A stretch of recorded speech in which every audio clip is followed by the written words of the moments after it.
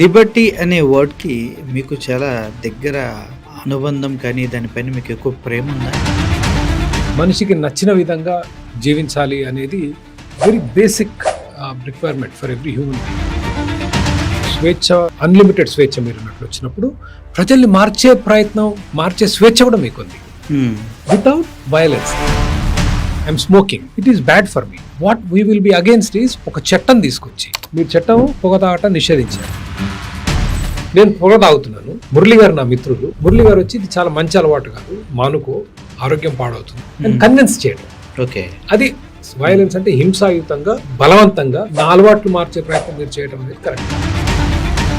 లిబర్టీలో కూడా ప్రాబ్లమ్స్ ఉన్నాయి, కొన్ని తప్పుడు ఆలోచనలతో ముందుకు వెళ్ళే వారికి అని చెప్తున్నారు. కానీ రోడ్డుకి తాగి వేరే వాళ్ళకి హాని చేస్తుంటే అది స్వేచ్ఛ. Why you are hurting others? హిందుత్వానికి, హిందూ ఫెస్టివల్స్కి మన ద గ్రేట్ పిఎం మోడీ వారు కూడా ప్రమోట్ చేస్తూ ఉన్నారు. I'm not against fireworks at all, but there are problems. దీపావళికి ఒక్కటే సంబంధించింది కాదు, మనం రోజు వాహనాలు నడుపుతున్నాం కదా, దానివల్ల కూడా కాలుష్యం వస్తుంది కదా. ఫ్యాక్టరీలు నడుస్తున్నాయి కదా, దానివల్ల కూడా కాలుష్యం వస్తుంది. ఒక కెమికల్ ఫ్యాక్టరీ భూగర్భ జలాలని కలుషితం చేస్తుంది. ఆ పక్కనున్న గ్రామాల్లో బోరు నీళ్లు తాగే ప్రజలు ఆరోగ్యం పాడు. ఆ చుట్టుపక్కల ఫ్యాక్టరీ చుట్టుపక్కల ప్రజలకి కాలుష్యం మూలంగా ఊపిరితిత్తులకు సంబంధించిన సమస్యలు వచ్చాయి. ప్రభుత్వాలు ఏమన్నాయంటే ఆర్థిక ప్రగతికి ఈ ఫ్యాక్టరీల అవసరం, కాలుష్యం మూలంగా ప్రజలకు జరిగే హాని నుంచి మినహాయింపు. అసలు భారతదేశంలో భాషా ప్రయుక్త రాష్ట్రాలు లేవు. మన జాతుల్ని, మన సంస్కృతుల్ని, మన భాషల్ని గౌరవించే విధంగా రాష్ట్రాల విభజన జరగలేదు. ప్రజల సమస్యలు అర్థం కావాలంటే మీకు స్థానిక పార్టీలు అయితేనే అర్థం చేసుకోవాలి. ఢిల్లీలో ఎవరో కూర్చొని వాడికి అర్థం కావాలి. So it has to be decentralised power. KCR కానీ, కేటీఆర్ గారు కానీ, ఇతర కాంగ్రెస్ నాయకులు కానీ, వాళ్ళు మాకు రాష్ట్రం విభజించాలి అన్నారు. With whole heartedly decide. ఎవరైతే కలిసి ఉందాం అన్నారు, they have not stepped up to the plate. And if I have to name them, కేంద్ర ప్రభుత్వంలో ప్రతి మంత్రి, పురంధేశ్వరి గారి దగ్గర మొదలుపెట్టి చిరంజీవి, సినిమా యాక్టర్ చిరంజీవి గారు, కొత్త సత్యనారాయణ గారు ఆ భార్య కూడా అప్పుడు మంత్రి, ఇంతమంది ఉన్నారండి కేంద్రంలో. ఇంకో 2 నెలల ఎన్నికలు రాజీనామా చేయమంటే కూడా చేయలేదు. రాష్ట్ర ప్రభుత్వాలు ఉన్నాయి. ఆంధ్ర, తెలంగాణ తీసుకుంటే రాష్ట్ర ప్రభుత్వాలకు వచ్చే ఆదాయం మొత్తం జీతాలకి. ప్రభుత్వ ఉద్యోగులందరినీ ప్రైవేట్ జెట్టైజ్ చేయమనట్లేదు, ప్రభుత్వ భూమిక తగ్గించబడుతుంది. Lot of government jobs can be eliminated. విద్య, వైద్యం అనేది ఏ కంట్రీలోనే ప్రభుత్వాలకి రెస్పాన్సిబిలిటీగా చెప్తారు కదా, మీరేం కంప్లీట్గా కాంట్రాస్ట్ మాట్లాడుతూ ఉన్నారు. మీ ఆరోగ్యం బాగాలేకపోతే మీరు గవర్నమెంట్ హాస్పిటల్కి వెళ్తారు, ప్రైవేట్ హాస్పిటల్కి వెళ్తారు. మీ పిల్లల్ని ప్రభుత్వ స్కూల్ టీచర్లు ఒక 100 మందిని, వాళ్ళ పిల్లలు ఎక్కడ చదువుతారు? ప్రైవేట్ స్కూల్స్కి వెళ్తారు. 99. What is it telling you? వారిపైన వాళ్ళకే నమ్మకం లేదని చెప్తారు. మరి వై ఆర్ వి రూయినింగ్? గతంలో జగన్మోహన్ రెడ్డి గారు గవర్నమెంట్ ఉన్నప్పుడు లూలు అనే కంపెనీ వస్తే తరిమి కొట్టేశారు. చంద్రబాబు నాయుడు గారు ఏమో దాన్ని డోర్ వరకు వెళ్ళి సాగనంపారు అని మాట్లాడుతూ, జగన్మోహన్ రెడ్డి గారు ప్రభుత్వం ఎన్ని కంపెనీలని రాష్ట్రం నుంచి వెళ్ళగొట్టడం జరిగింది. మీకు గుర్తుండే ఉంటుంది, అమర్ రాజా బ్యాటరీస్ వచ్చి తెలంగాణలో దాదాపు 10,000 కోట్ల రూపాయలు పెట్టుబడి పెట్టారు. మీరు వెళ్ళిపోండి, లిటరల్లీ ప్రెస్ మీట్ పెట్టి సజ్జల రామకృష్ణారెడ్డి గారు, మాకు మీలాంటి వాళ్ళు మాకు అవసరం లేదు, వెళ్ళిపోండి. సెకీ అదాని జగన్మోహన్ రెడ్డి గారు చేసుకున్నారు. ఆ రోజు లేని విషయాలు ఈ రోజు తెలుస్తున్నాయి. 1,500 కోట్లు ఎంతో లంచం తీసుకున్నాడని వాళ్ళ అభియోగం. 1,700 crores, 1,1748 వాట్ ఎవర్. అదాని మీద కేసు పెడుతూ, అదాని జగన్మోహన్ రెడ్డి గారికి ఇచ్చిన అప్పు అమెరికా చట్టాలకు వ్యతిరేకం. జగన్మోహన్ రెడ్డి గారి పేరు లేదు కానీ చీఫ్ మినిస్టర్ ఆఫ్ ఆంధ్రప్రదేశ్ అని రాశారు. సెకీ అనేది గవర్నమెంట్ ఆర్గనైజేషన్ కదా, సెంట్రల్ గవర్నమెంట్ ఆర్గనైజేషన్. మరి అదానితో డైరెక్ట్ గా జగన్మోహన్ రెడ్డి గారు టైప్ అయ్యారని మీరు నమ్ముతూ ఉన్నారు. American federal government is saying Adani is involved. ఎక్కడున్నాయి కొండ జాతులు, అడవుల్లో, కొండల్లో ఉండేవాళ్ళు? కొండల్లో, అడవుల్లో ఉండాల్సిన రోజులు కావివి. ఎందుకు ఉన్నారంటే గత్యంతరం లేక, ఉపాధి లేక, బ్రతికే వాతావరణం లేక, అవకాశాలు లేక. And we have created that situation. కొండ జాతులు కానివ్వండి, నొమాడిక్ ట్రైబ్స్ కానివ్వండి, గ్రామాల్లో ఉండే ప్రజలు కానివ్వండి, అందరి సమస్యలకి మూలం ఆర్థిక వెనుకబాటుతనం. And that is what it takes. Bold reform, సంస్కరణలు తీసుకొస్తే కానీ మన దేశం, మన రాష్ట్రాలు అభివృద్ధి చెందాలి. Hi, hello, welcome to Post 360. నేను మీ మురళీ రాపల్లి. ముఖ్యంగా సమాజంలో అందరూ ఒకే విధంగా ఉండరు, అన్ని రాజకీయ పార్టీలు కూడా ఒకే విధంగా ఉండవు. కానీ ఒక విషయంలో మాత్రం అన్ని పార్టీలు ఒకే విధంగా ఉంటాయా అనిపించినప్పుడే అందరూ ఆలోచించాలి. ఆ ఆలోచన నుంచి కొంత విప్లవం పుడుతుంది, కొన్ని రెవల్యూషన్స్ వస్తాయి, కొన్ని పార్టీలు కూడా ఉద్భవిస్తాయి. అలాగే కొంతమంది వ్యక్తులు కూడా తమ గళాన్ని ప్రజల కోసం వినిపించాలనుకుంటారు, పోరాడాలనుకుంటారు. ఆ క్రమంలోనే వాళ్ళు ప్రజలకి దగ్గర అవడానికి ప్రయత్నిస్తూ ఉంటారు. ప్రజలకు మంచి చేయటం కోసం ఎంతవరకైనా వెళ్ళటానికి సిద్ధపడుతూ ఉంటారు. అలాగే ఈ మధ్యకాలంలో నాకు బాగా నచ్చినటువంటి వ్యక్తి, తన వీడియోలు చూసిన ప్రతిసారి ఇంత క్లారిటీగా మాట్లాడుతున్నారు, ఒకసారి నా ఇంటర్వ్యూ చేయాలనుకుంటూ ఉండగా నాకు ఈరోజు అవకాశం దొరికింది అనుకోవచ్చు. నల్లమూతి చక్రవర్తి గారు, మీరు తన వీడియోస్ చాలా చూసే ఉంటారు. చాలా క్లుప్తంగా, క్లియర్గా, అర్థవంతంగా ఉండే ఆ వీడియోలను చూసిన ప్రతి ఒక్కరికి ఆలోచన పుడుతుంది. దీని వెనక చక్రవర్తి గారి యొక్క ఆరాటం, ఆయన ఎందుకోసం ఈ ప్రయత్నం చేస్తున్నారనేది మీ దగ్గరికి తీసుకురావడమే నా ఈ ప్రయత్నం. Sir, welcome to Post 360. Thank you for a wonderful introduction Murali garu, appreciate it, very kind of you. Thank you so much. Sir, మీరు వీడియోస్ చేస్తున్నప్పుడు స్వచ్ఛమైన తెలుగు, అట్ ద సేమ్ టైం ఏదైనా సబ్జెక్ట్కి సంబంధించినటువంటి పూర్తి ఇన్ఫర్మేషన్ని చాలా బాగా ఇస్తూ ఉంటారు. మీకు ముఖ్యంగా ప్రతి ఒక్క వీడియో చేసేటప్పుడు దాని వెనక బ్యాక్గ్రౌండ్ వర్క్ చేస్తూ ఉంటారు. చాలా టైం పడుతుందండి వీడియో, చాలా టైం పడుతుంది. ప్లస్ మా ఎడిటింగ్ ఆల్సో మీరు చూసే ఉంటారు. We have a team, Hema గారు అని, she leads our team here. Very particular, she also lived in the US. అమెరికాలో ఉంటే వచ్చే సమస్య ఏంటంటే we become very quality conscious. ప్రతిదీ యూనో లాస్ట్ డీటెయిల్ వరకు you want to get it right, మనకు వీలైనంతలో. సో దానివల్ల కొంత problem. So you know it takes a long time. మాకు అనుభవం ఉన్న వాళ్ళం కాదు, we just started. But still వీలున్నంత వరకు మంచి క్వాలిటీ, తప్పులు సమాచారం లేకుండా లోతైన పరిశోధన చేసే ప్రయత్నం చేస్తాం. ఒక్కోసారి జరగవచ్చు, but so far nothing. As for ఇంతవరకు నన్ను ఎవరు ఏ చూపించి తప్పు అని ఇంతవరకు అయితే జరగలేదు. లిబర్టీ అనే వర్డ్కి మీకు చాలా దగ్గర అనుబంధం, కానీ దానిపైన మీకు ఎక్కువ ప్రేమ ఉందా? ఎందుకంటే సెంటర్ ఫర్ లిబర్టీ అని ఒకటి, ఇంతకుముందు లిబర్టీ అని ఇంకొకటి మీ పేజ్ ఏదో చూశాను. ఏంటి సార్ అది, ఎందుకలా? No, I live, breathe and eat and sleep liberty. స్వేచ్ఛ, మనిషి స్వేచ్ఛా జీవి. మనిషికి నచ్చిన విధంగా జీవించాలి అనేది ఒక very basic requirement for every human being. నచ్చిన చదువు, నచ్చిన స్నేహితులు, నచ్చిన లైఫ్ పార్ట్నర్, నచ్చిన మతం, నచ్చిన సిద్ధాంతాలు. బట్ ఇవాళ ఉన్న సమాజంలో కానీ ప్రపంచంలో కానీ మనిషి స్వేచ్ఛకి చాలా సంకెళ్ళు.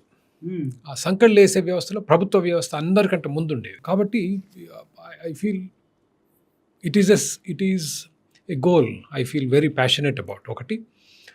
రెండు, ఈ లిబర్టీ అనేది ప్రజలు ఎప్పుడైతే స్వేచ్ఛగా బ్రతుకుతారో, అంటే పూర్తి స్వేచ్ఛ సమాజం ఈరోజు ఎక్కడ మీకు ప్రపంచంలో కనపడదు, రిలేటివ్లీ ఒకదాంతో పోల్చుకుంటే. అదృష్టం ఏంటంటే స్వేచ్ఛ ఉన్న సమాజంలో అపారమైన సంపద సృష్టి జరుగుతుంది. ప్రజలు ధనవంతులుగా, సంపదలో బీదరికం లేకుండా బ్రతుకుతారు. So it is an added advantage. Liberty is a very Nobel, చాలా ఆదర్శవంతమైన ఆశయం. కానీ దాని side effect is prosperity and abundance. So it is what I live for, that is my life goal. స్వేచ్ఛ ఎక్కువైనా కూడా అది ప్రాబ్లంకి దారితీస్తుంది.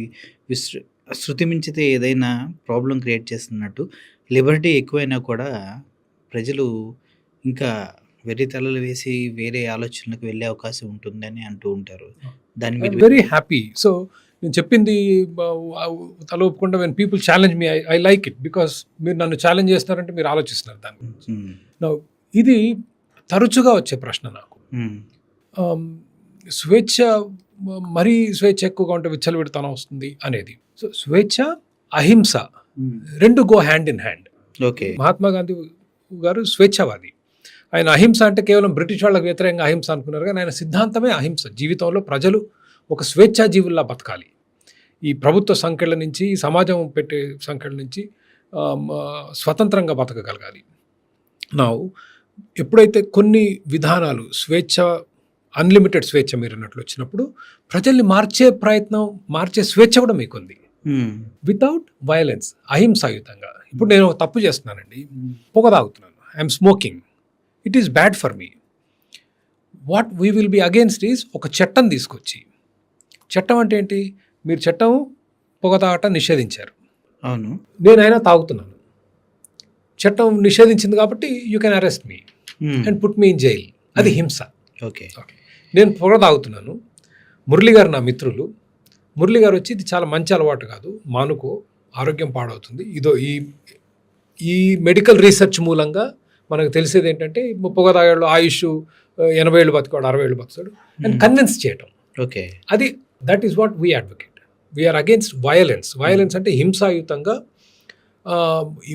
బలవంతంగా నా అలవాట్లు మార్చే ప్రయత్నం మీరు చేయడం అనేది కరెక్ట్ కాదండి. స్వేచ్ఛ లిబర్టీలో కూడా ప్రాబ్లమ్స్ ఉన్నాయి, కొన్ని తప్పుడు ఆలోచనలతో ముందుకు వెళ్ళే వారికి అని చెప్తున్నారు. మీరు నాకు ఉదాహరణలు ఇస్తే నేను I try to you know. For example sir, స్వేచ్ఛ అంటే మీరు అన్న లిబర్టీ, ఇంట్లో ఒక పొలిటీషియన్ కొడుకు డబ్బు ఎక్కువ ఉంది, స్పోర్ట్స్ కార్స్ వాడుతూ ఉన్నారు, మిడ్ నైట్ వెళ్తూ ఉంటారు. నేను చాలామందిని చూశాను, వాళ్ళ యాక్సిడెంట్కి గురవడం కానీ, డ్రగ్స్ కేసులో ఇన్వాల్వ్ అవడం కానీ, లేదంటే విశృంఖలమైనటువంటి వేరే వ్యక్తిగత ప్రవర్తన చేయొచ్చు, ఇటువంటివి ఉంటుండే. రోడ్ల మీద అరవడం కానీ, అయితే ఏంట్రా మా ఫాదర్ అని చెప్పడం, ఇదంతా స్వేచ్ఛ, కాన్ఫిడెన్స్, ఇవన్నీ wonderful. It's great question. Yes. Road అనేది మీ వ్యక్తిగత స్పేస్ కాదు. Yes. రోడ్డు అనేది మనం ఉన్న సమాజంలో ఇప్పుడు ప్రభుత్వం ఉంది, ప్రభుత్వం వేస్తుంది. But we are more for private property rights. అందరికీ ఒక ఆస్తులు ఉంటాయి, నీ ఆస్తులు నీ ఇష్టం నువ్వు చేసుకోవచ్చు. కానీ రోడ్డు ఎక్కి తాగి వేరే వాళ్ళకి హాని చేస్తుంటే అది స్వేచ్ఛ కాదు. Yes. ఇతరులకి హాని చేసే మీరు ఇప్పుడు I'm smoking, okay, second hand smoking, పొగ సమస్య ఉన్నప్పుడు వేరే దగ్గర తాగటం, నా ఇంట్లో కూర్చొని తాగటం చేయాలి. బట్ నేను రోడ్డు ఎక్కి అక్కడ 100 కిలోమీటర్ల వేగంలో వెళ్ళి ఇంకో 10 మందిని చంపుతా, అది స్వేచ్ఛ కాదు. Why you are hurting others. ఒక పొలిటీషియన్ కుమారుడు తాగుతున్నాడు అనుకోండి, తాగి నడపడం తప్పు, తాగటం మళ్ళీ తప్పను. ఎందుకు? It is up to the ఆ వ్యక్తిగత అలవాట్లు అవి, ప్లస్ అతని కుటుంబ సభ్యులు. అతనికి చెప్పాల్సింది ఎవరు? అతను సరైన పరివర్తన తీసుకురావాల్సింది కుటుంబ సభ్యులు, మిత్రులు, సమాజంలో ఇతరు కానీ, మత గురువులు కానీ, వీళ్ళందరూ ఉన్నారు. టు టీచ్ హిమ్, కౌన్సిలింగ్ ఇప్పించవచ్చు, ఎన్ననే చేయొచ్చు. కానీ నేను నిషేధిస్తున్నా అనేది మీ స్వేచ్ఛ స్వాతంత్రాలను హరిస్తుంది. You understand. మీరు చాలా క్లియర్గా చెప్పారు సార్. మీరు మత గురువుల గురించి మాట్లాడారు. మొన్న దీపావళి ఫెస్టివల్ జరిగింది. ప్రపంచవ్యాప్తంగా దీపావళి ఫెస్టివల్ ఇండియన్స్ ఎలా సెలబ్రేట్ చేసుకున్నారో మీకు ఒక ఐడియా ఉండండి. ఓకే, నేను వేరే కంట్రీస్ గురించి మాట్లాడలేదు సార్, ఇండియా గురించి మాట్లాడుతూ ఉన్నా. ధ్రువ్ రాఠీ అనే ఒక వ్యక్తి ఒక వీడియో చేశాడు. ఢిల్లీ, ముంబై, కలకటాలో ఎయిర్ ఇండెక్స్ అనేది హార్మ్ఫుల్ స్టేట్కి వెళ్ళిపోయింది. సో దీపావళి చేసుకుంటే చాలా ఎక్కువ అవుతుంది, తక్కువ క్రాకర్స్ కాల్చండి అంటే, నువ్వేంట్రా మాకు చెప్పేదని డబల్ క్రాకర్స్ కాల్ చేశారు. ఆ తర్వాత తన కౌంటర్గా, సరే నేను ఇలా క్రాకర్స్ కాల్చొద్దంటే మీరు ఎక్కువ కాల్ చేశారు కదా, గోబర్ పేడ తినటం ఆరోగ్యానికి హానికరం, మరి ఇప్పుడు తింటారా అన్నట్టుగా సవాల్ విసిరారు. పేడ తినేది కాన్సెప్ట్ పక్కన పెట్టేద్దాం సార్. ఈ ప్రవర్తనని ఎవరు మార్చగలరు? ఈ స్వేచ్ఛ ఇచ్చింది ఎవరు వారికి? మీరు మాట్లాడితే పొల్యూషన్ గురించి, పర్యావరణ కాలుష్యం because of fire works. It is a very difficult subject. And ఇక్కడ నేను ఇంకొక లైన్ మెన్షన్ చేస్తాను సార్. ఇది కంప్లీట్లీ ముడిపడింది ఏంటంటే హిందుత్వానికి, హిందూ ఫెస్టివల్స్కి. మన ద గ్రేట్ పిఎం మోడీ వారు కూడా ప్రమోట్ చేస్తూ ఉన్నారు. దీన్ని ఎలా చూడాలి? I'm not against fireworks at all, but there are problems. ఇప్పుడు సమాజంలో దానివల్ల వచ్చే కాలుష్యం మూలంగా దాని కరెక్టివ్ మెజర్స్ ఎట్లా తీసుకోవాలనేది ఈజ్ ఎ బిగ్ ప్రశ్న, ఈజ్ ఎ పెద్ద ప్రశ్న. కానీ దీపావళికి ఒక్కటే సంబంధించింది కాదు. మనం రోజు వాహనాలు నడుపుతున్నాం కదా, దానివల్ల కూడా కాలుష్యం వస్తుంది కదా. ఫ్యాక్టరీలు నడుస్తున్నాయి కదా, దానివల్ల కూడా కాలుష్యం వస్తుంది. But Deepavali somewhat unique. But I will tell you, మనకు మొదట వాహనాలు వచ్చినప్పుడు, కార్లు కానీ, ఇండస్ట్రియల్ రెవల్యూషన్ బిగినింగ్లో ఫ్యాక్టరీలు వచ్చినప్పుడు విపరీతంగా పొగ చిమ్మేవి. అప్పుడు ఏంది, బొగ్గుతో ఎనర్జీ వాజ్ త్రూ కోల్. ఆ చుట్టుపక్కల ఫ్యాక్టరీ చుట్టుపక్కల ప్రజలకి ఈ కాలుష్యం మూలంగా ఊపిరితిత్తులకు సంబంధించిన సమస్యలు వచ్చాయి. అండ్ యూరోప్ అప్పటికి కాస్త కొంచెం అడ్వాన్స్గా, మన దేశం బ్రిటిష్ పాలనలో ఉండి కొంత వెనుకబడి ఉంది. అండ్ కోర్టులు ఏమన్నాయంటే, ఈ కాలుష్యం మూలంగా ఎవరికైతే నష్టం జరుగుతుందో వాళ్ళకి నష్టపరిహారం చెల్లించి, ఆ తర్వాత కూడా మీకు వ్యాపారం లాభదాయకంగా ఉంటే మీరు నడిపించుకోవచ్చు. You understand? ఎస్. ప్రభుత్వాలు ఏమన్నాయంటే, ఆర్థిక ప్రగతికి ఈ ఫ్యాక్టరీలు అవసరం అని ఈ ఫ్యాక్టరీలకి మినహాయింపించాయి. ఈ ఫ్యాక్టరీ కాలుష్యం మూలంగా ప్రజలకు జరిగే హాని నుంచి మినహాయింపించాయి. Same thing what happened with automobiles. కార్లు ఎప్పుడైతే వచ్చాయో విపరీతంగా పొగ చిమ్మేవి కార్లు పాత రోజుల్లో. సో యాజ్ ఎ ఒక స్వేచ్ఛావాదిగా, లిబర్టేరియన్గా మేము ఇచ్చే పరిష్కారం ఏంటంటే, మీ కార్యాల మూలంగా ఇతరులకు ఎంతమందో హాని జరుగుతుందో అంతమంది నష్టపరిహారం చెల్లించి you do what ever you want. ఉదాహరణకి ఒక కెమికల్ ఫ్యాక్టరీ ఉంది, I come to Deepavali in second. ఒక కెమికల్ ఫ్యాక్టరీ ఉంది, భూగర్భ జలాలని కలుషితం చేస్తుంది. ఆ పక్కనున్న గ్రామాల్లో బోరు నీళ్లు తాగే ప్రజలు ఆరోగ్యం పాడు. నౌ వీళ్ళందరికీ పరిహారం చెల్లించాలి. Or you clean your water or చెల్లించు. పరిహారం చెల్లించిన తర్వాత ఒక్కొక్కరికి ₹1,00,00,000 అన్నారు అనుకోండి. పరిహారం ఎంత అంటే కోర్టుకు వెళ్ళాలి, వాదించుకోవాలి, ఎవరికి ఎంత నష్టం జరుగుతుందో జడ్జి గారు నిర్ణయించాలి, వాట్ ఎవర్. చెల్లించిన తర్వాత కూడా మీకు లాభదాయకం అయితే చేసుకోవచ్చు. నా దీపావళికి వచ్చేసరికి ఏంటంటే అది పండగ, 365 రోజులు ఒక రోజు, దాన్ని కొలవటం కష్టం. అయినప్పటికీ కూడా ఇఫ్ యూ రియలీ వాంట్, నేను పన్నులకు వ్యతిరేకిని, అబ్సల్యూట్లీ పన్నులు ఉండకూడదు అని ఎంత మితంగా ఉంటే అంత మంచిది. కానీ ఈ విషయంలో కాలుష్యం జరుగుతుంది కాబట్టి ఎంత నష్టం జరుగుతుంది దీని మూలంగా అని ఒక అంచనాకు రాగలిగితే అంతమందం ఆ పటాకుల మీద you can tax, and that is you use it for people's compensation. అది స్వేచ్ఛా సమాజంలో పనిచేసే విధానం. అది మీరు ట్యాక్సుల గురించి మాట్లాడుతున్నారు సార్. మీ వీడియోస్ నేను చూస్తూ ఉన్నప్పుడు మొన్నే ట్యాక్సులు తగ్గించినందుకు మోడీ గారు జిఎస్టీ తగ్గించినందుకు ఉత్సవాలు చేసుకున్నారు. ఆ ఉత్సవాలు చేసుకున్నారు. గత 10 సంవత్సరాల నుంచి ప్రజలపైన వివిధ రకాలైన ట్యాక్స్లు వేశారు. చెస్ ఏంటి, జిఎస్టీ ఏంటి, ఇవన్నీ వేశారని చెప్తూ మీరు మోడీ గారు క్షమాపణ చెప్తారా అని ప్రశ్నించారు మీరు కదా. అవును. ఈ ట్యాక్సులు గత 10 సంవత్సరాల నుంచి కడుతున్నారు ప్రజలు. ఇప్పుడు ఏదో తగ్గించి మీకు నెలకు 15,000 ఈ ట్యాక్సుల వల్ల బెనిఫిట్ జరుగుతుంది అని చెప్తూ గత 10 సంవత్సరాల నుంచి నెలకు 15,000 దోచారన్న విషయాన్ని దాచేస్తున్నారు కదా. ఇవి మిమ్మల్ని ఎలా ప్రభావితం చేశాయి? మోడీ గారిది it's a much bigger issue. Modi గారు నా అభిప్రాయంలో భారతీయులు మోసం చేశారు. మోడీ గారు భారతదేశ అభివృద్ధికి, భారతదేశ ప్రగతికి it was the best chance in many decades. PV Narasimha Rao గారు ఇప్పుడు ఓకే, నెహ్రూ గారి ఇందిరాగాంధీ గారి, రాజీవ్ గాంధీ గారి హయాం అయిన తర్వాత PV Narasimha Rao was the best thing that happened to India, భారతదేశానికి. It's not Manmohan Singh and I want clarify every time. ఇంకా మన్మోహన్ సింగ్ గారు ప్రధానమంత్రి ఏం చేయలేదు. పివి నరసింహారావు గారు 5 సంవత్సరాలు చేసింది, మన్మోహన్ సింగ్ గారు 10 సంవత్సరాలు కూడా చేయలేకపోయారు. So it was PV Narasimha Rao who did it. ఆయన 5 సంవత్సరాలు నడిచింది. కొంత వాజ్పేయి గారు కంటిన్యూ చేశారు. మనకు ఒక పక్క చైనా, ఇంకో పక్క Singapore, Taiwan, Hong Kong, south Korea, Japan కూడా అనూహ్యమైన ప్రగతిని సాధించాయి. చైనా మనకంటే వెనకబడి ఉంది. 1980s if I remember correctly 1990 కూడా మనకంటే కాసింత వెనకే ఉంది చైనా. ఈరోజు 5 ఇంతలు పెరిగింది. ఎక్కడికి వెళ్ళిపోయింది మన కళ్ళ ముందే. ఇదేదో మా ముత్తాత కాలంలో చైనా అని చెప్పట్లేదు, నా కళ్ళ ముందు, మీ కళ్ళ ముందు జరిగింది ఇది. And Modi garu was our best chance. ఎందుకు? He campaigned on minimum government, maximum governance, which is a libertarian, ఒక స్వేచ్ఛావాదుల స్లోగన్ ఆలోచన. అది మా ఆలోచన. ప్రభుత్వం అతి చిన్నగా ఉండాలి, ఉన్న ప్రభుత్వం బాగా ఎఫెక్టివ్గా పనిచేయాలి. అంతేగాని విపరీతమైన పన్నులు, చట్టాలు, అవినీతి కాకుండా ఎంత మితంగా ఉంటే, ప్రజల దగ్గర ఎంత ఉంటే దేశం అంత అభివృద్ధి చెందుతుంది. ఎందుకంటే మీ 10 రూపాయలు మీరు చాలా ఆచితూచి ఖర్చు పెడతారు. గవర్నమెంట్ 10 రూపాయలు ఇస్తే కాళేశ్వరం కడతారు. You know what I'm saying. 1,50,000 కోట్లు తగలబెట్టారు దాని మీద, right? So minimum government, maximum governance అని వచ్చి విపరీతంగా పన్నులు అండ్ స్వేచ్ఛావాదం అంటే for very minimal government restrictions. మనం నెహ్రూ గారు, ఇందిరాగాంధీ హయాంలో నేర్చుకుంది ఏంటంటే సోషలిజం, ఎగుమతులు దిగుమతులు మీద పెట్టే ఆంక్షలు భారతదేశానికి అపారమైన నష్టం చేస్తాయి. పివి నరసింహారావు గారు వచ్చి దాన్ని సరళీకరించారు. ఆయన చేసింది ఏం లేదు, అవన్నీ తీసేశారు అంతే. ఆయన కొత్తగా చేసింది ఉన్నాయి తీశారు అంతే. ఈయన వచ్చి మళ్ళా ఎగుమతులు దిగుమతుల మీద విపరీతమైన పన్నులు, ప్రజల మీద పన్నులు, నానా రకాల ఆంక్షలు, దాంతోపాటు కొద్ది కంపెనీలకి ప్రత్యేక సహాయాలు, ఇవన్నీ వాళ్ళ భారతదేశాన్ని మనం మోడీ గారికి నేను ఓటేశాను మోడీ గారికి. యూపీఏ సరైన అభివృద్ధి చేయటం లేదు. మనకు వన్ ఆఫ్ ద థింగ్స్ మీరు వెనక చూస్తే వాళ్ళ మీద double digit growth is what we are obsessed about. అంటే కనీసం 10% అన్న పెరిగితే కానీ భారతదేశం చైనా అందుకోవడానికి 25 సంవత్సరాలు పడుతుంది.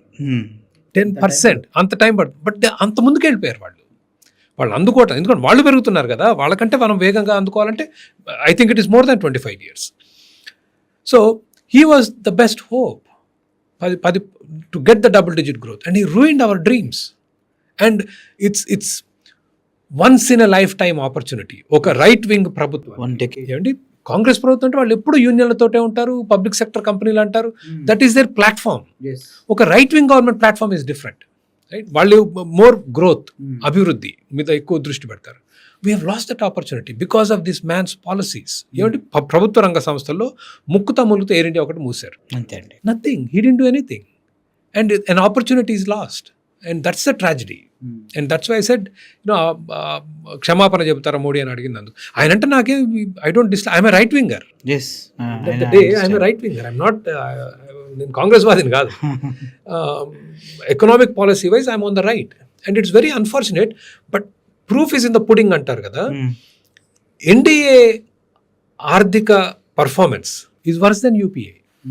అది ట్రాజడీ మీకు, that is the tragedy. Sir ఇంకోటి, మీరు గతంలో మీ గురించి నేను రీసెర్చ్ నిన్నే మనం ఇంటర్వ్యూ చేద్దాం అనుకోండి, కానీ మీ గురించి నేను క్లియర్గా చూడాలనేది నా ఉద్దేశం.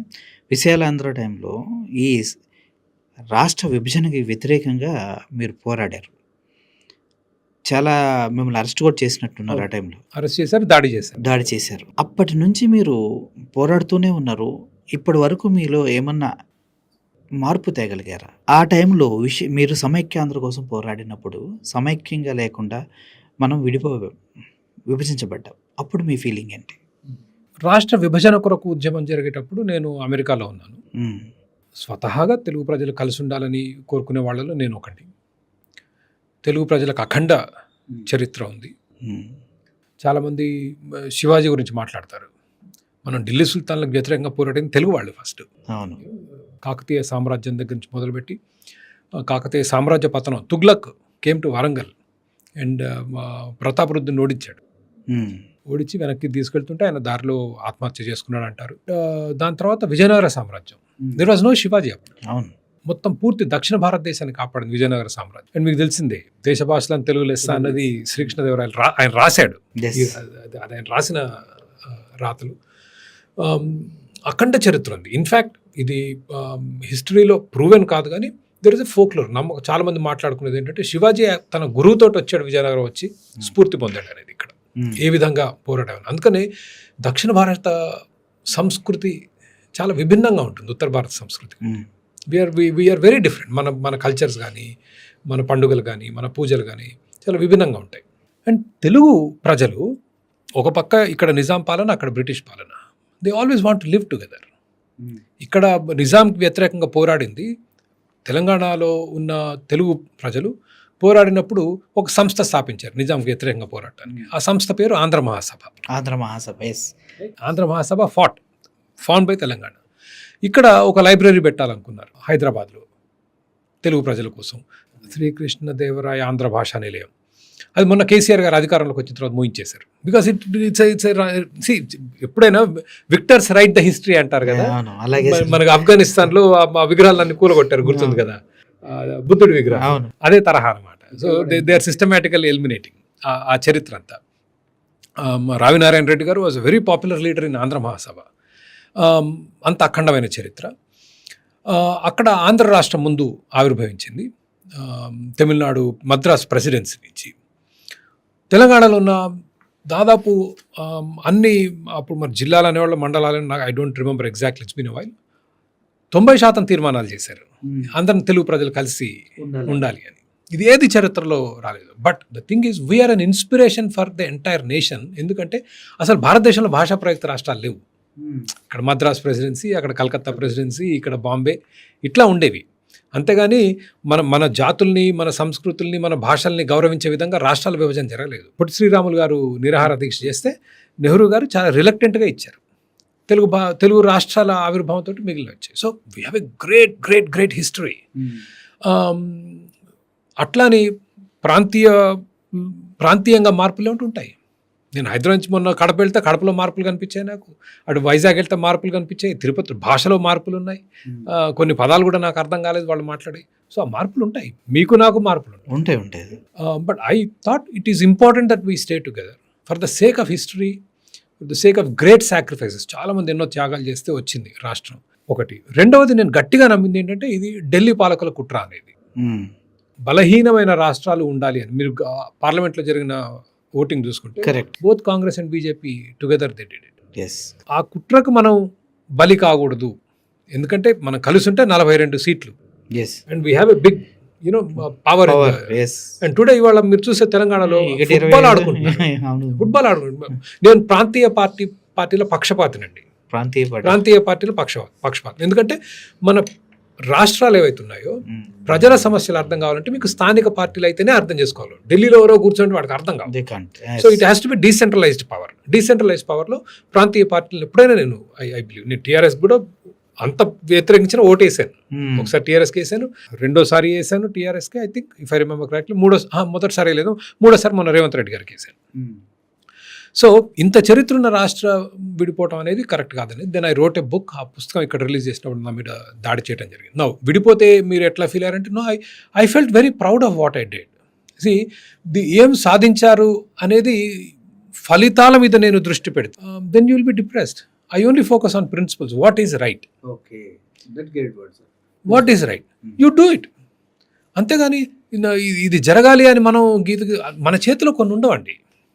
ప్రతి నాయకుడు ఎవరైతే తెలుగు జాతి ఐక్యత కొరకు పోరాడాలో ప్రతి వాళ్ళని చాలామంది తెలుగు ప్రజలు వంచారు ఆ రోజు. I give you names. నేనేం దాపరకం ఉన్నోడు కాదు, చాలా ఫ్రాంక్గా మాట్లాడు. చెప్పండి. రాష్ట్ర విభజనకు పోరాడిన వాళ్ళలో సరే నేను విభేదిస్తాను, బట్ మోసం చేశారా నన్ను? ఎవరు sir? No I'm just saying on విభజన కొరకు పోరాడిన వాళ్ళు. ఇప్పుడు కేసీఆర్ కానీ కేటీఆర్ గారు కానీ ఇతర కాంగ్రెస్ నాయకులు కానీ వాళ్ళు మాకు రాష్ట్రం విభజించాలి, మేము విభజనకు అనుకూలం అన్నారు. I disagree with them completely, with whole heartedly I disagree. But నేను మోసం చేశారు అనలేను. హవెవర్ ఆన్ దిస్ సైడ్ ఎవరైతే కలిసి ఉందాం అన్నారో they have not stepped up to the plate, right? And if I have to name them, every single central government minister ఆ రోజు కేంద్ర ప్రభుత్వంలో ప్రతి మంత్రి, పురంధేశ్వరి గారి దగ్గర నుంచి మొదలుపెట్టి పల్లంరాజు గారి దగ్గర నుంచి మొదలుపెట్టి కావూరి సాంబశివరావు గారు, చిరంజీవి సినిమా యాక్టర్ చిరంజీవి గారు, అండ్ బొత్స సత్యనారాయణ గారు ఆ భార్య కూడా అప్పుడు మంత్రి. ఇంతమంది ఉన్నారండి కేంద్రంలో మంత్రులు. ఇంకో 2 నెలల ఎన్నికలు రాజీనామా చేయమంటే కూడా చేయలేదు. చేసి కేంద్ర ప్రభుత్వం మీద ఒత్తిడి తెచ్చి కొంచెం సంక్షోభాన్ని సృష్టించారు కదా. మేము ఒక 50 బస్సుల్లో ఢిల్లీకి వెళ్ళి అక్కడ గొడవ చేసి తన్నులు తిని అరెస్ట్ అయ్యి జైల్లో పడి అసలు వాళ్ళు చీమగుట్టిన ఇది కూడా లేదు. Then the another biggest culprit is Chandrababu Naidu garu. Biggest culprit Chandrababu. 2 కలిసి ఇప్పుడు తెలుగు రాష్ట్రాన్ని సమైక్యంగా ప్రయత్నించే కానీ ఉంచడానికి శక్తి ఏదైనా ఉందంటే తెలుగుదేశం పార్టీని ఆ రోజు.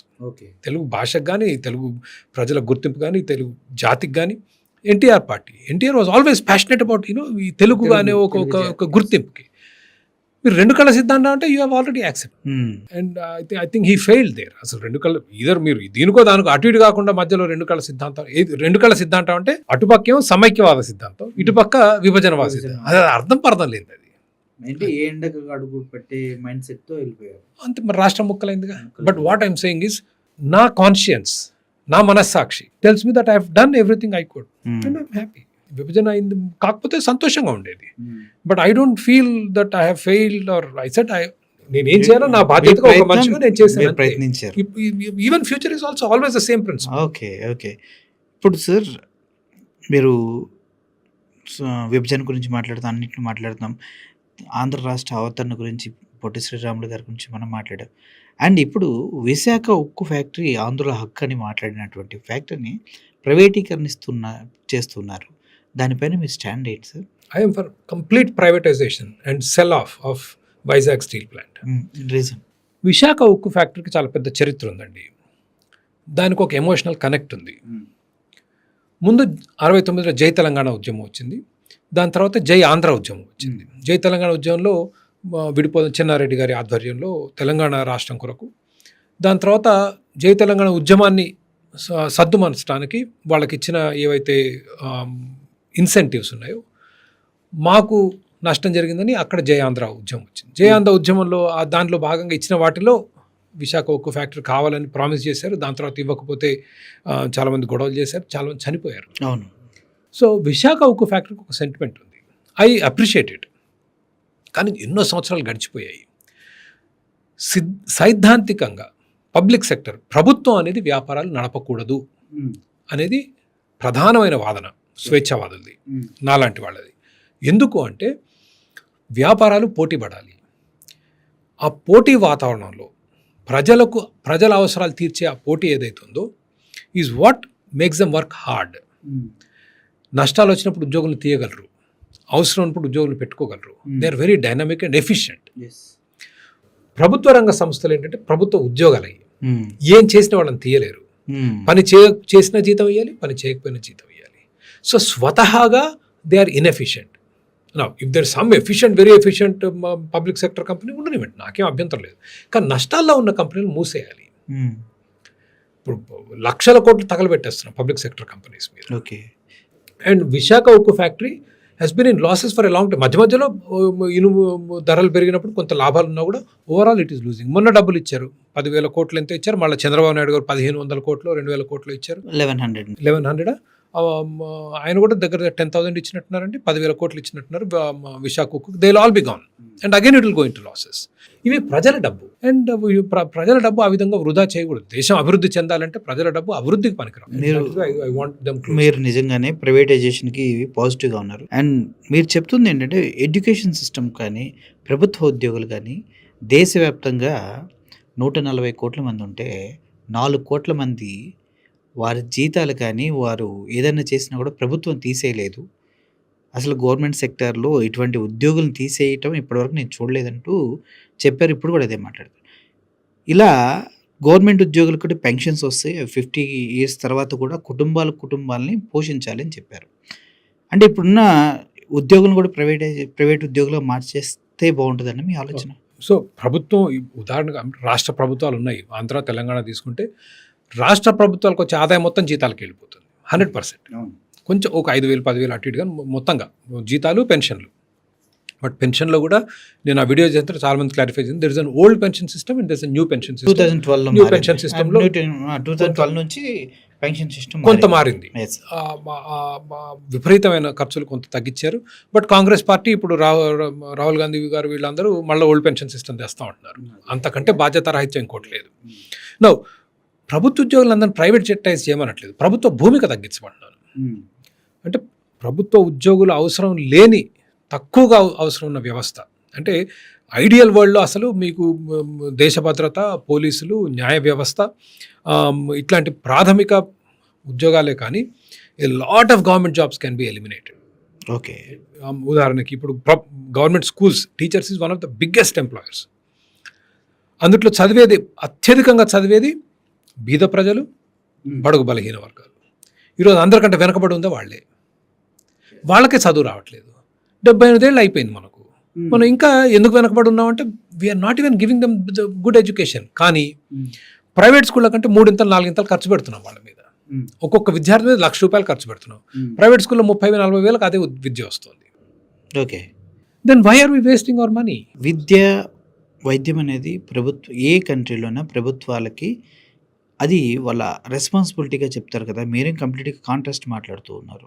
మీ ఆరోగ్యం బాగాలేకపోతే మీరు గవర్నమెంట్ హాస్పిటల్కి వెళ్తారా? సర్జరీకి ప్రైవేట్ హాస్పిటల్కి వెళ్తారా? మీ పిల్లల్ని గవర్నమెంట్ స్కూల్లో చదివిస్తారా, ప్రైవేట్ స్కూల్లో చదివిస్తారా? Government school చదివించవచ్చు. ప్రభుత్వ స్కూల్ టీచర్లు ఒక 100 మందిని తీసుకుందాం, వాళ్ళ పిల్లలు ఎక్కడ చదువుతారు? 100 మంది ర్యాండమ్లీ. డెఫినెట్గా అందులో 90% వచ్చేసి 99 ప్రైవేట్ స్కూల్స్కి వెళ్తారు. 99. What is it telling you? ఏం చెప్తుంది అది? వారిపైన వాళ్ళకే నమ్మకం లేదని చెప్తాను. మరి వై ఆర్ వి రూయినింగ్? మీకేదో మీరు ఒక స్లోగన్ పట్టుకొని విద్య వైద్యం ప్రభుత్వం, విద్య వైద్యం ప్రభుత్వం అని చెప్పి హౌ మెనీ ఎంతమంది చిన్నారుల జీవితాలతో చెలగాటం ఆడుతున్నారు మీకు తెలుసా? ఆంధ్రప్రదేశ్ రాష్ట్రం దాదాపు 40 లక్షలు, ఇక్కడ దాదాపు 30 లక్షలు. మనకుందా హక్కు 70 లక్షల చిన్నారులతో జీవితాలతో వాళ్ళ భవిష్యత్తుతో చెలగాటం ఆడేది? కాదు సార్, అలా కాకుండా ప్రభుత్వ స్కూల్ని డెవలప్ చేసి నెక్స్ట్ లెవెల్కి తీసుకెళ్ళి 75 ఏళ్ళ నుంచి ఏం చేస్తున్నారు? 75 ఏళ్ళ నుంచి అదే ప్రశ్న నాకు వస్తుంది. సాధ్యం 75 ఏళ్ళలో సాధ్యం కాదు, ఇప్పుడు సాధ్యం అవుతుందని మీరు అనుకుంటున్నారా? మరి 75 ఏళ్ళ నుంచి ప్రజలు ఇలాగే ఉన్నారు. మీరు కొత్త సొల్యూషన్స్ ఐడియాతో మీరు ప్రజల్లోకి వెళ్తున్నారు, మిమ్మల్ని ఎలా యాక్సెప్ట్ చేస్తారు అనుకుంటున్నారు? That's why I am saying the better solutions. 75 ఏళ్ళుగా పనిచేయట్లేదు, we have better solutions that will fix lot of your problems. That same thing happen here also కదా సార్. 70 ఏళ్ళగా జరిగింది. రీసెంట్గా జగన్మోహన్ రెడ్డి గవర్నమెంట్లో కొన్ని చేంజెస్ అయితే తీసుకొచ్చారు. నాడు నీడని ఇన్ఫ్రాస్ట్రక్చర్ మార్చారు, స్కూల్లో రూపురేఖలు మార్చారు, బాత్రూమ్లు మార్చారు, ఇంగ్లీష్ మీడియాన్ని ఇంట్రొడ్యూస్ చేశారు. Of course English medium teachers లేకుండా ఇంట్రొడ్యూస్ చేయటం ఏంటి, పిల్లల జీవితాలతో ఆడుకుంటున్నారని అటువంటి ప్రయత్నం ఒక 10-20 సంవత్సరాలు కంటిన్యూ అయితే గవర్నమెంట్ స్కూల్స్ కూడా నెక్స్ట్ లెవెల్కి ప్రైవేట్ స్కూల్స్తో పోటీ పడే విధంగా వెళ్తాయేమో. ఆ విధంగా ఎందుకు ప్రయత్నించకూడదు? అట్టడుగునుంది 5 ఏళ్ల ప్రయత్నాల తర్వాత ఆంధ్రప్రదేశ్ రాష్ట్రం. Before elections we have ran a campaign actually. Okay. There are independent central government agencies. ప్రభుత్వ స్కూళ్ళని దేశవ్యాప్తంగా అసెస్ చేస్తే ఆంధ్రప్రదేశ్ రాష్ట్రం 23-24 స్థానంలో ఉంది. మీరు రంగులేసి బోర్డులు పెడితే చదువులు రావు. ఇట్ ఈస్ టీచర్లు. అండ్ నేను ఇందాక చెప్పినట్లు you have to understand the nature of the beast. అది ఎట్లా పనిచేస్తుంది అనేది అర్థం చేసుకుంటే, ఇప్పుడు ₹1,00,000 జీతం ఇస్తున్నారు ప్రైవేట్ స్కూల్, ప్రభుత్వ స్కూల్. వాళ్ళకంటే 25,000 జీతం తీసుకునే ప్రైవేట్ స్కూల్ టీచర్ క్వాలిఫికేషన్ తక్కువ ఉంటుంది. వీళ్ళకంటే తక్కువ తెలివైన వాళ్ళు. బికాస్ మామూలు విషయం కాదుగా, గవర్నమెంట్ స్కూల్ టీచర్ ఉద్యోగం రావాలంటే మీరు చాలా కష్టపడాలి. మరి ఇంత కష్టపడి చదివి ₹1,00,000 జీతం, ఓక్రిడ్జ్ కంటే జీతం ఎక్కువ అండి పల్లెటూరులో టీచర్ కి, హైదరాబాద్ లో ఓక్రిడ్జ్ లో టీచర్ కంటే జీతం ఎక్కువ. వాళ్ళు చదువు చెప్పలేకపోతున్నారు. అంతకంటే చాలా తక్కువ జీతం వీళ్ళు మెరుగైన చదువు చెప్తున్నారు. ఏం చెప్తుంది ఇంకెప్పుడు? When will you realise that is not working? ఎప్పుడు మేల్కొంటారు మీరు? ఇంకా మీలో నేనేమంటున్నానంటే, ఓకే, ఒక సినిమానో ఒక చిన్న ప్రాజెక్టు ఏదో ఇబ్బందులు ఉన్నాయి అంటే అర్థం 70 లక్షల జీవితాల భవిష్యత్తు గురించి మాట్లాడుతున్నాం sir. This is what I'm saying. ప్రపంచం వెళ్ళిపోతుంది. లేవండి, ఇంకెన్ని రోజులు నిద్రపోతాం? మనం లేవకపోతే దేశ సమగ్రతకు భంగం కలుగుద్ది. మీరు మాట్లాడుతూ ఉన్నారు సార్, లూలు మాల్ గురించి మీ స్టాండ్ ఏంటి? మారిపోతుందా, లేదంటే దానిపైన మీ పైన మీమ్స్ కూడా వస్తున్నాయి, గతంలో ఇలా మాట్లాడారు ఇప్పుడు ఇలా మాట్లాడుతూ ఉన్నారనేసి? గతంలో జగన్మోహన్ రెడ్డి గారు గవర్నమెంట్ ఉన్నప్పుడు లూలు అనే ఒక కంపెనీ వస్తే తరిమి కొట్టేశారు అన్నట్టుగా మాట్లాడి, చంద్రబాబు నాయుడు గారు ఏమో దాన్ని డోర్ వరకు వెళ్ళి సాగనంపారని మాట్లాడుతూ, మళ్ళీ నెక్స్ట్ వీడియోలో మీరు మాట్లాడుతున్నప్పుడు 400 కోట్ల రూపాయల భూమిని ఎందుకు ఇస్తారని మీరే ప్రశ్నించారు. అంటే ఈ రెండు కాంట్రాస్ట్ స్టేట్మెంట్స్ వెనుక అసలు ఏం జరిగింది? ఎలా మీరు మైండ్ అలా మారింది? మురళి గారు చాలా మంచి ప్రశ్న అడిగారు. ఇది ఎక్కడ మొదలైందంటే, నేను లూలు మీద, మీకు తెలిసిన విషయం, నేను రెగ్యులర్గా సమాజంలో సమస్యల మీద, నా సిద్ధాంతాల మీద ప్రజల్లోకి తీసుకెళ్ళడానికి ఒక దాదాపు సంవత్సర కాలంగా ఈ వీడియోలు చేస్తున్నాను. అండ్ ఆ క్రమంలో నిన్న లూలు మీద ఒక వీడియో చేయడం జరిగింది. 137 జీవో అనేది ప్రభుత్వం విడుదల చేసింది, దాని ఆధారంగా చేశాను. అయితే దీనికి చిన్న బ్యాక్గ్రౌండ్ ఏంటంటే, 2024 ఎన్నికలకు ముందు జగన్మోహన్ రెడ్డి గారి వైసీపీ ప్రభుత్వం ప్రజలకి ఆ పాలనలో అపారమైన నష్టం జరుగుతుంది. ఆర్థికంగా రాష్ట్రం వెనకబడిపోతుంది. ఈ ఉచితాల వ్యవస్థ మూలంగా చాలా నష్టం జరుగుతుంది. ప్రజల స్వేచ్ఛా స్వాతంత్రాలు ఆ ప్రభుత్వం హరిస్తుంది. ఇటువంటి వివిధ కారణాలతో వ్యతిరేకించామంటే obviously you are supporting Telugu Desam. And I don't have any hesitation in accepting. ఇప్పుడు హైదరాబాద్లో జరిగిన ప్రగతికి పదే చెప్తాను. నేను చంద్రబాబు నాయుడు గారికి చాలా క్రెడిట్ ఇస్తాను. Is done a fantastic job. ఇవాళ హైదరాబాద్ ఈ దశలోకి వచ్చిందంటే ఆయన పాత్ర చాలా ముఖ్యమైన పాత్ర పోషించారు దాన్ని. అండ్ ఆ క్రమంలో వన్ ఆఫ్ ద వీడియోస్, ఇది ప్రభుత్వం మారి కొత్త ప్రభుత్వం వచ్చిన తర్వాత, లూలు అధినేత చంద్రబాబు నాయుడు గారిని కలవటానికి వచ్చినప్పుడు ఆయన కారు దాకెళ్ళి సాగనంపారు. I try to contrast that with Jaganmohan Reddy గారి ప్రభుత్వం. ఎన్ని కంపెనీలని రాష్ట్రం నుంచి వెళ్ళగొట్టడం జరిగింది. మీకు గుర్తుండే ఉంటుంది, అమర్ రాజా బ్యాటరీస్ వచ్చి తెలంగాణలో దాదాపు 10,000 కోట్ల రూపాయలు పెట్టుబడి పెట్టారు. మీరు వెళ్ళిపోండి, లిటరల్లీ ప్రెస్ మీట్ పెట్టి సజ్జల రామకృష్ణారెడ్డి గారు, మాకు మీలాంటి వాళ్ళు మాకు అవసరం లేదు, వెళ్ళిపోండి. చాలా రీజన్స్ ఉన్నాయి సార్. బ్యాటరీస్ వల్ల పర్యావరణానికి చాలా ఎఫెక్ట్ అవుతుంది అనేది రీజన్ ఉంది. అక్కడ పర్యావరణకి ఎఫెక్ట్ అవుతే there are ways to control. But తెలంగాణకు వచ్చిందిగా పెట్టుబడి. నౌ అదేవిధంగా HCL, Jockey, HSBC, Foxconn, Brakes India, Triton, Holitech, SoftBank, ఇట్లా చాలా కంపెనీలు వెళ్ళిపోయాయి రాష్ట్రం నుంచి విధానాల మూలంగా. అండ్ నేను pro business, I'm a capitalist. So what I said was, I'm happy that ఇట్లా కంపెనీస్ ఆర్ కమింగ్ బ్యాక్. వాళ్ళని గౌరవించే ఒక ప్రభుత్వం వచ్చింది అనేది. సంవత్సరం గడిచింది, పాలన చూస్తున్నాం. ఈరోజు విధానాలు చూస్తే, నేను ఈ సంవత్సర కాలంలో ఈ ప్రభుత్వానికి వ్యతిరేకంగా చేసిన ముఖ్యమైన పోరాటాల్లో మొదటిది సెకీ అదానీ జగన్మోహన్ రెడ్డి గారు చేసుకున్నప్పుడు గత టీడీపీ ప్రభుత్వం అన్యాయం, అరాచకం, అవినీతి అన్న అభియోగం మోపింది. కోర్టులో పబ్లిక్ ఇంట్రెస్ట్ లిటిగేషన్ వేసింది. ఈరోజు అధికారంలో ఉంది. ఆ రోజు లేని విషయాలు ఈరోజు తెలుస్తున్నాయి. అమెరికాలోని ప్రభుత్వం ఫెడరల్ గవర్నమెంట్ అక్కడ కోర్టులో కేసేసి వాళ్ళకి జగన్మోహన్ రెడ్డి గారితో ఏ శత్రుత్వం లేదు, ఏం లేదు.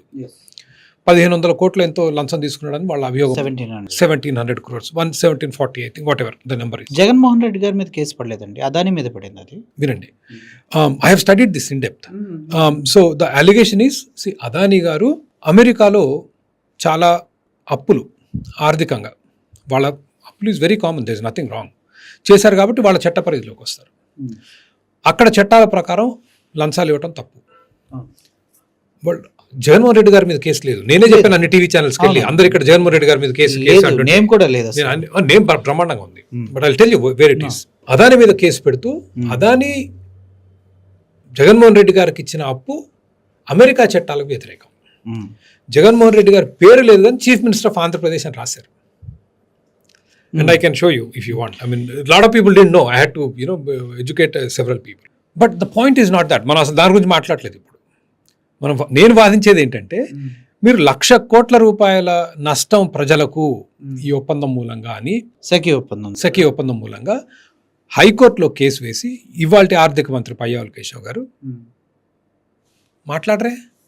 మీరు అధికారంలో ఉన్నారుగా సార్, మీరు చెప్తున్నారు మీరు 1,00,000 కోట్లని మీరు అన్నప్పుడు మరి ఒప్పందం రద్దు చేసుకోవాలిగా. అమెరికా కోర్టుకి దర్ ఇస్ సంథింగ్ కాల్డ్ ఎంలాట్. ఎంలాట్ అంటే భారతీయులు ఎవరన్నా నేరం చేసి వాళ్ళకి ఆధారాలు అక్కడ ఉంటే మనం అడగొచ్చు. అమెరికా మనల్ని అడుగుద్ది, మనం వాళ్ళని అడగొచ్చు. ఇవ్వట్లేదు కదా, మనం ఇవ్వట్లేదు, మనం అసలు అడగలేదు ఇంతవరకు. అసలు సమన్లు కూడా సర్వ్ చేయట్లేదు కదా సార్. ఎంలాట్ ప్రకారం వాళ్ళు మనకు సమన్స్ పంపించారు, మనం సమన్స్ సర్వ్ చేయాలి. అదేవిధంగా మనకు జరిగిన నేరం గురించి మనం అడగొచ్చు వాళ్ళని. మీ దగ్గర ఏం ఆధారాలు ఉన్నాయి మాకు పంపించండి, అడగట్లేదుగా. సెకీ అదాని ఒప్పందం ప్రకారం ఒక టైం లైన్ ఉంది మీకు. సెకీ అనేది గవర్నమెంట్ ఆర్గనైజేషన్ కదా, సెంట్రల్ గవర్నమెంట్ ఆర్గనైజేషన్. మరి అదానితో డైరెక్ట్ గా జగన్మోహన్ రెడ్డి గారు టైప్ అయ్యారని మీరు నమ్ముతూ ఉన్నారు? American federal government is saying Adani is involved. One right. Second thing is, sir SECI అనేది సెంట్రల్ గవర్నమెంట్ ఆర్గనైజేషన్ కాదా? 100%. మరి సెకీతో జగన్మోహన్ రెడ్డి గారు అంటే ఆంధ్రప్రదేశ్ గవర్నమెంట్ ఒప్పందం చేసుకోవడం తప్ప? Absolutely not. మరి అటువంటిప్పుడు అదాని అనే వ్యక్తి ఓవర్ కాస్ట్ చేసి ఇక్కడికి ఎలా వచ్చాడు? అదే అంటున్నా. దేర్ ఇస్ జగన్ వైసీపీ ప్రభుత్వం, then there is SECI, then there is Adani who's producing, right? Adani proposal సెకీకి ఇస్తాడు, సెకీ విల్ పాస్ ఆన్. మీరు ఒప్పుకోరు, అదాని వచ్చి మీకు లంచం ఇస్తాడు, ఒప్పుకుంటారు. ఏముంది? SECI is the main culprit. కరెక్టే sir, but what I'm saying is, మనం లంచాల వ్యవస్థ ఎట్లుందో తెలుసు మురళి గారు. మనం కళ్ళు మూసుకొని ఏమీ తెలియనట్టు మనం నటించడం తప్పది. వాట్ ఐఎమ్ సేయింగ్ ఇస్, ఆ రేట్లు ఇతర రాష్ట్రాలు ఒప్పుకోలేదు ఆ రోజు. ఎంత సార్? 247 సెకీ వాళ్ళు 5 పైసలు తీసుకుంటే 2.53 ఎంతో వచ్చిందండి. అది 2.53. And what I'm saying is, అమెరికాకి ఏం సంబంధం? వాడికి జగన్మోహన్ రెడ్డి గారు తెలీదు, చుట్టం కాదు, ఇంకోటి కాదు, అభియోగాలు మోపారు. నేను కూడా ఆధారాలు ఉన్నాయనట్లేదు, దర్యాప్తు చేయండి అంటున్నాను. దట్ వాజ్ ఏసీబీకి వెళ్ళి నేను ఫిర్యాదు ఇచ్చింది అంటే దర్యాప్తు చేయమంటున్నాను. అదేవిధంగా ప్రభుత్వం కూడా దర్యాప్తు చేయమండి. ఎందుకు? మీరే అన్నారు కదా, నేను అనలేదు కదా. That is the point. మీరు అడిగింది కరెక్టే సార్. జగన్మోహన్ రెడ్డి అనే వ్యక్తి సెకీతో ₹2.49 ఒప్పందం చేసుకుంటే అతనికి 1700 కోట్లు బ్రైబ్ అంటే లంచం దొరికినప్పుడు, చంద్రబాబు నాయుడు గారు అనే వ్యక్తి దగ్గర ₹4.60 ఒప్పందం చేసుకున్నారు. అప్ టు ₹6 వరకు పెంచుకోవచ్చు అని పెట్టుకున్నారు. మరి ఇక్కడ ఎంత బ్రైబ్ దొరకాలి? మరి అదే కదా మాట్లాడే. That is what I'm talking about, right? మీరేమంటున్నారు? మీరు ప్లేట్ ఫిరాయించారు అంటారు. ఎవరు? జనాలు. నేను I'm only sticking to issues. ఎవరు తప్పు చేస్తున్నారో వాళ్ళని ఏలెత్తి చూపిస్తున్నాను అక్కడ. ఇప్పుడు లూలు విషయంలో మీరు జియో 137 తీసుకుంటే, విజయవాడ భూమి వాళ్ళు ఇచ్చిన విధానం ఏదైతుందో, ఇప్పుడు మీరు విజయవాడ భూమి నా అంచనా 400 కోట్లు అండి. అవును. I will be honest with you, నాకు 10 కోట్లకు అమ్మేస్తుంది నాకు అభ్యంతరం. I'm a capitalist. I believe resources ఏవైతే ఉంటాయో, వనరులు ప్రైవేట్ శక్తుల చేతుల్లో ఉంటే they will make most economic value out of it. దాని నుంచి ఎంత లాగలరో ఎక్కువ లాగలరు.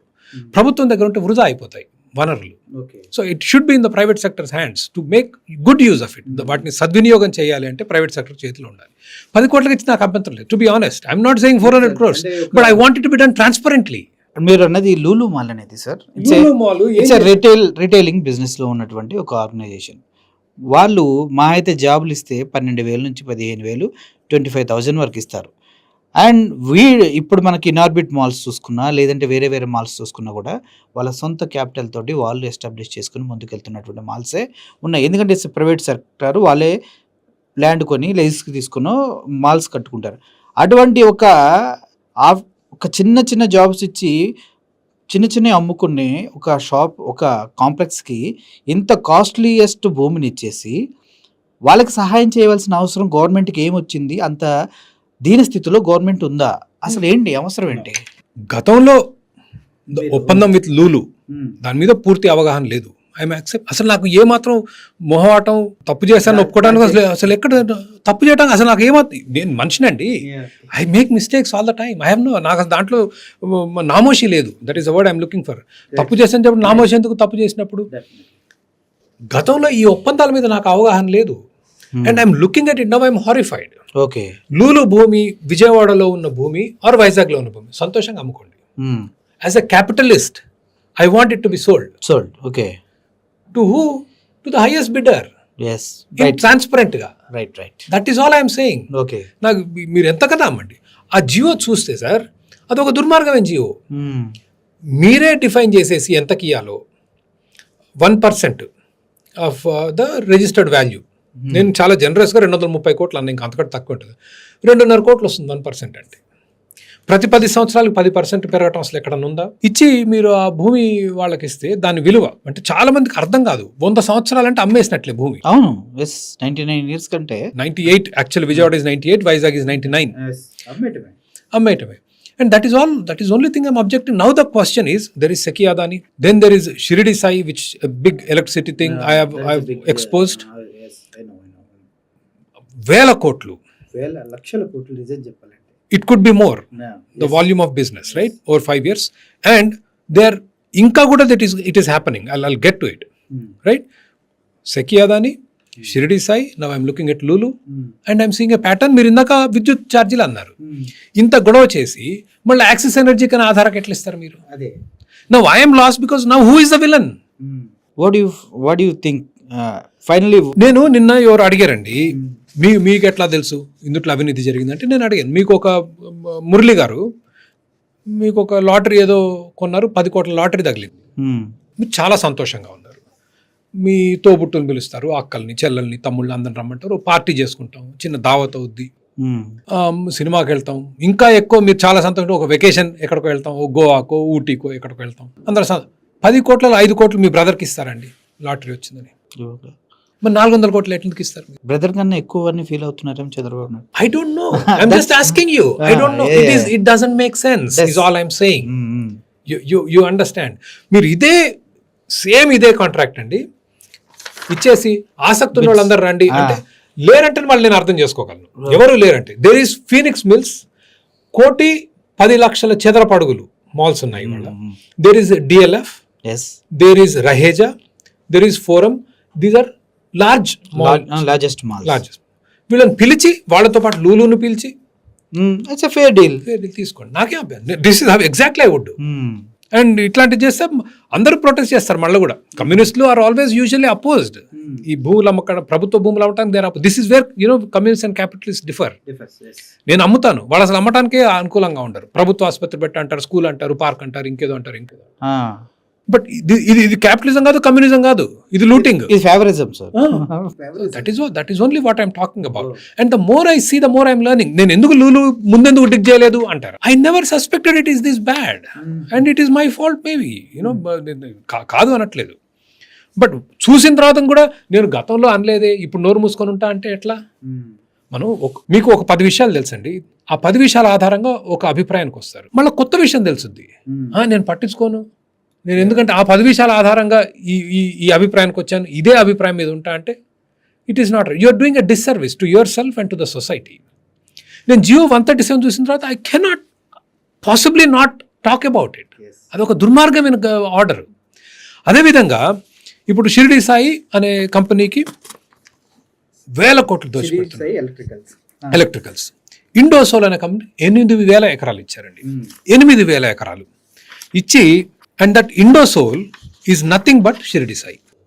ఇండోసోల్ అనే సిస్టర్ కంపెనీ లాగా అదొక బ్రాంచ్. ఇది నాకు మురళి గారు, అక్కడ జాఫరు, వచ్చి గుసగుసారు వాళ్ళు వీళ్ళు అంతా ఒకటే అని అంటాం కదా.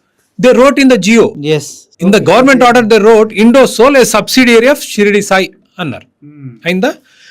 ఎంత పెట్టుబడి పెడుతున్నారు సార్? 69,000 కోట్ల రూపాయల పెట్టుబడి పెడుతున్నారు. చాలా గొప్ప పెట్టుబడి కదా, చాలా గొప్ప పెట్టుబడి సార్, మంచి పెట్టుబడి కదా. చాలా ఉపాధి అవకాశాలు వస్తాయి. ఒక సోలార్ ప్యానల్స్ ఫ్యాక్టరీ వస్తుంది, దాంతోపాటు విద్యుత్ ఉత్పత్తి చేస్తున్నారు. సబ్సిడీ ఎంత అంటే వాళ్ళకి ఇచ్చేది 30% ఉంటుంది, 41,000 కోట్లు. 40 అంతేనా? Just very good sir. 60%, 60%, 160% ప్రభుత్వం ఇస్తుందా? ఈ కంపెనీ ఈ డీలు ఇప్పుడు కాదు, వైసీపీ ప్రభుత్వం చేసింది. ఓకే, అగ్రిమెంట్ అప్పుడు జరిగింది. ఎంత ఇస్తా ఉన్నారు జగన్మోహన్ రెడ్డి గారు? 27,000 కోట్లు ఇస్తా ఉన్నారు. ఓకే ఓకే, ఎంత? అది 39% సబ్సిడీ. ఓకే, మన మంచి ప్రభుత్వం వచ్చింది ఇప్పుడు. ఎందుకంటే మరి ఆయన వ్యతిరేకించాడు, మరి నేను వీళ్ళని సమర్థించాను కదా. అవును, మన మంచి ప్రభుత్వం వచ్చింది. వీళ్ళు additional incentive request, Shirdi Sai గారు అడిషనల్ ఇన్సెంటివ్ రిక్వెస్ట్ అంటే ఇంకో 15,000 కోట్లు పెట్టుబడి సబ్సిడీ, 25% క్యాపిటల్ సబ్సిడీ ఇచ్చారు. అసలు 69,000 కోట్ల 41 కోట్ల సబ్సిడీ అనేది అసలు మరి ఇంకా అసలు ఏం వ్యాపారం? అది 70% ప్రభుత్వం ఇస్తే ఏం వ్యాపారం సార్? ఎవరిని మోసం చేస్తున్నారు? అసలు ఎక్కడుంది అట్లాంటి వ్యాపారాలు? ఇప్పుడు మీరు ఒక రేపు ఫ్యాక్టరీ ఏదో పెడదాం అనుకుంటారు సార్, మీకు 70% గవర్నమెంట్ ఇస్తే ఇంకా అది వేరే వాళ్ళు అసలు ఎట్లా పోటీ పడతారు? ఏం వ్యాపారం అది? దట్టు మోనోపొలీలో ఒకరికే. అంతే కదా. ఇప్పుడు మీరు ఇందాక ఇన్ఆర్బిట్ ఉదాహరణ ఇచ్చారు, ఎక్కడో ఇన్ఆర్బిట్ మాల్ కట్టారని. ఇప్పుడు ఇన్ఆర్బిట్ ఇదే లూలు బైదే అహ్మదాబాద్లో 540 కోట్లు పెట్టి ల్యాండ్ కొనుక్కున్నారండి. ఇదే లూలు. ఓకే, నువ్వు ఇన్ఆర్బిట్ కట్టారండి, 100 కోట్లు పెట్టి ల్యాండ్ కొన్నారు, కట్టారు. మీరు ల్యాండ్ లేకుండా బ్రహ్మాండమైన మాల్ కడతారు, ఇది ల్యాండ్కి ఖర్చు లేకుండా. మీకు 400 కోట్లు ఒట్టిపుంజానికి వచ్చాయి కదా, కట్టారు. మీరు అద్దె తగ్గించరా? మీరు you can afford to give lower rent. Mall అంటే ఏంటి? అందరు లూలు కూడా పెట్టాడు దుకాణాలు, వేరే వాళ్ళు వచ్చి లైఫ్ స్టైల్ ఇంకోటి వాళ్ళందరూ వచ్చి షాప్స్ పెడతారు, వాళ్ళందరూ రెంట్ కడతారు. ఆ విధంగా మీకు డబ్బులు వస్తాయి. మీరు రెంట్ తగ్గించరు కదా, మరి బ్రహ్మాండంగా తగ్గిస్తారు. ఎందుకంటే మీకు ల్యాండ్ తక్కువ వచ్చి మీ పెట్టుబడి తక్కువ కదా సార్. ఇప్పుడు ఇన్ఆర్బిట్కి ఇదే మాల్ కట్టడానికి 500 కోట్లు అయింది, మీకు 200 కోట్లు అయింది. తగ్గిస్తాడని మీరు యూ కెన్ అఫోర్డ్. పోటీ కదా సార్, పోటీ పడుతున్నప్పుడు. ఇప్పుడు ఇన్ఆర్బిట్ అందరు ఇక్కడ ఉన్నారండి, వాళ్ళందరినీ ఇక్కడ రప్పించాలి.